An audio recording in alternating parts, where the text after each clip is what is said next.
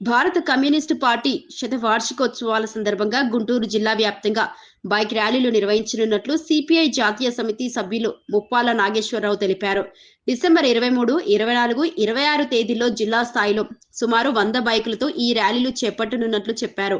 Guntur large సెంటర్లోని Ambedkar విగ్రహం వద్ద నుంచి తొలి రోజు బైక్ ర్యాలీని ప్రారంభించారు. ఈ ర్యాలీ పొన్నెకల్లు, తుళ్లూరు, ఉండవల్లి, తాడేపల్లి మీదుగా సాగి సాయంత్రం 4 గంటలకు మంగళగిరి చేరుకుంటుందని తెలిపారు. అక్కడ బైక్ ర్యాలీ ప్రదర్శనతో పాటు బహిరంగ సభ నిర్వహించనున్నట్లు చెప్పారు.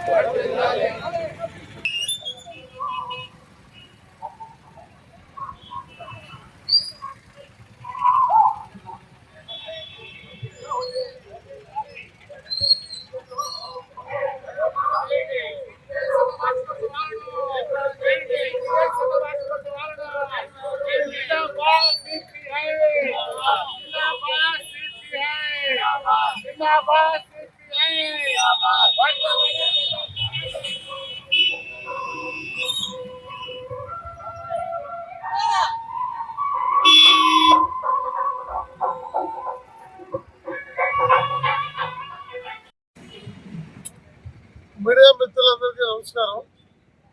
భారత కమ్యూనిస్ట్ పార్టీ డిసెంబర్ 26 దేశవ్యాప్తంగా శతవార్షికోత్సవాల ముగింపు దినోత్సవాన్ని జరుపుకుంటుంది. గుంటూరు జిల్లాలో 3 రోజుల పాటు బైక్ యాత్ర నిర్వహించి 26 మధ్యాహ్నం అశోక్ నగర్లో ముగింపు సభతో ఈ జిల్లా శతవార్షికోత్సవాలు పూర్తవుతుంది. తెలంగాణ రాష్ట్రం ఖమ్మంలో శతవార్షికోత్సవాల ముగింపు దేశవ్యాప్త సభ లక్ష. నాగార్జున సాగర్ ప్రాజెక్టు నుండి రాష్ట్రంలో సాగునీటి ప్రాజెక్టు కానీ విశాఖ ఉక్కు పరిశ్రమ సాధనకి 57 మంది కమ్యూనిస్టు ఎమ్మెల్యేలు రాజీనామా చేసిన చరిత్రని ఈ సందర్భంగా గుర్తు చేస్తూ భారతదేశంలో దోపిడీ రహిత, కార్పొరేట్ రహిత సామ్యవాద వ్యవస్థ ఏర్పాటు చేయడానికి కమ్యూనిస్ట్ పార్టీ కృతజ్ఞతగా పనిచేస్తుంది.